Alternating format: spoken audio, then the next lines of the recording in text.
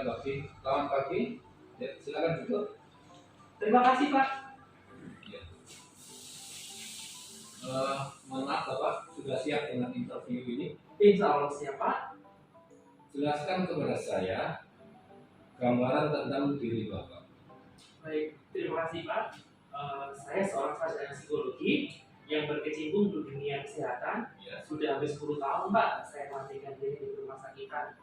2 tahun sebagai seorang marketing di rumah sakit Surah Jombang. 8 tahun sebagai PIC BPJS Kesehatan. Ya. 2 tahun terakhir ini saya dipercaya sebagai seorang PSDM di sebuah rumah sakit di Kota Jombang. Oh, gitu. Mengapa Bapak memutuskan dari perusahaan sebelumnya? Baik, Pak, terima kasih.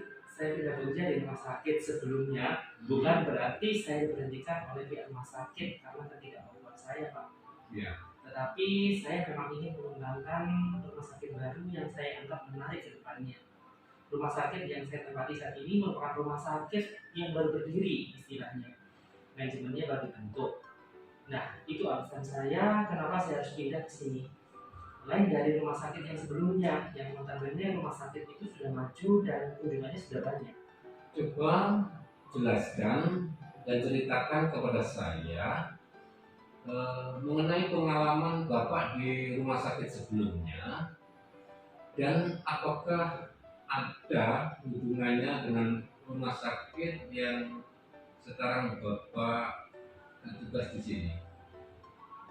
Baik, Pak, di rumah sakit sebelumnya saya sebagai PIC BPJS Kesehatan selama kurang lebih 6 tahun. Ya.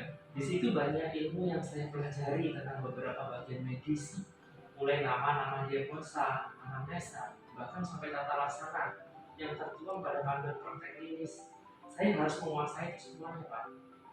Dan di 2 tahun terakhir saya dipercaya sebagai PSDM. Ternyata PSDM itu lebih rumit dibandingkan pekerjaan yang biasa saya kerjakan.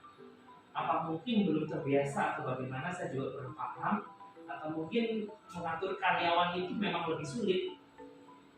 Di rumah sakit yang sekarang saya di tempat yang sama. Saya sebagai seorang PIC juga sebagai seorang kepala PSDM. Tetapi memang loading pekerjaan perusahaan yang baru ini memang belum tinggi. Kami masih menata manajemen. Di sini saya banyak belajar mulai dari akreditasi rumah sakit, pengembangan SDM itu sendiri, dan masih banyak hal-hal yang tidak terpikirkan sebelumnya. Baik, saya catat. Nah, sekarang yang saya tanya, berapa lama Bapak bekerja sebagai kepala pengembangan sumber daya manusia di perusahaan atau rumah sakit? Kurang lebih 2 tahun, Pak. 2 tahun ya. Coba jelaskan kepada saya aktivitas sehari-hari Bapak saat bekerja di perusahaan atau rumah sakit ini. Kalau dari uraian tugas PSDM sangat banyak, Pak. Berhubung loading pekerjaan di rumah sakit yang baru ini masih belum banyak, maka aktivitas saat ini masih mengerjakan panduan-panduan sesuai akreditasi rumah sakit dan pengurusan SIP, SIPP. Kami masih mencari banyak SDM untuk pengembangan rumah sakit ini. Jelaskan kepada saya saat Bapak dalam proses menyelesaikan tugas. Baik, Pak, ya dikerjakan, Pak, sesuai dengan deadline. Kami memasang target kapan pekerjaan ini harus diselesaikan begitu. Tidak bisa seadanya berjalan.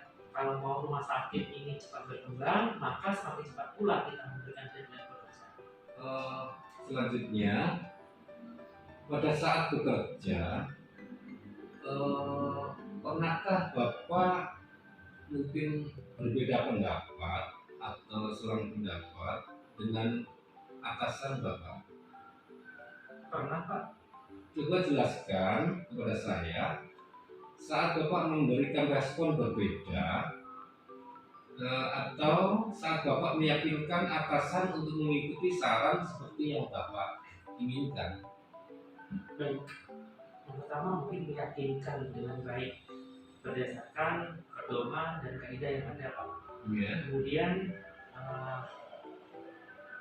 kita memberikan pedoman atau panduan yang ada. Pedoman itu bersumber dari Permenkes atau surat edaran yang sudah disiapkan. Coba jelaskan kepada saya tentang pengalaman Bapak dalam penanganan kasus karyawan yang bermasalah. Baik Pak, untuk kasus karyawan, kalau di rumah sakit yang baru ini permasalahannya cuma satu Pak, yaitu rasa kekeluarganya kurang.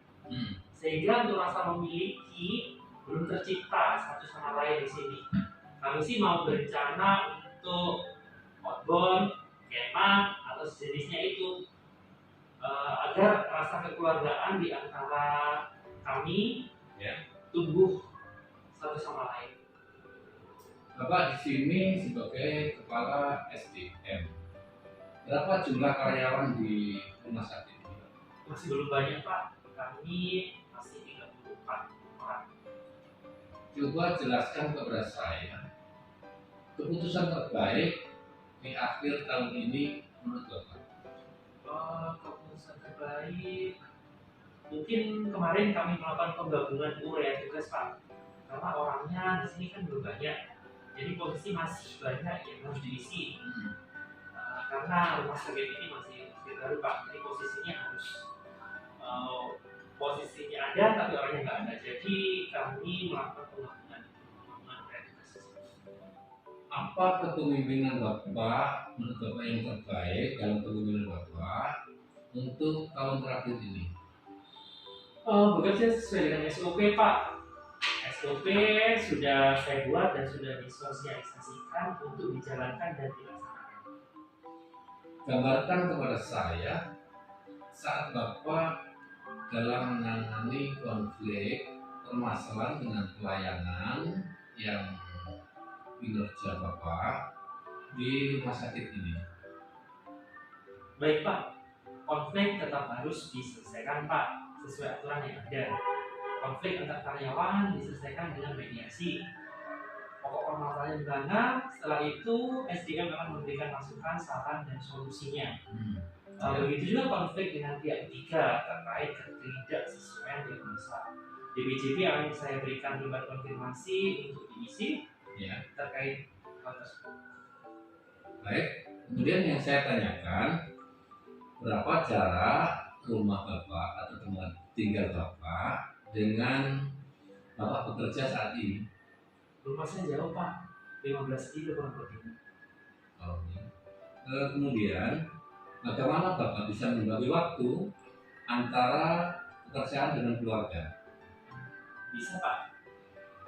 Saya masuknya jam 8 Pak.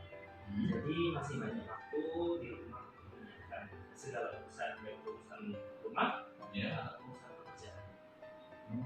Baik, selamat ya. Terima kasih Pak ya. Oke.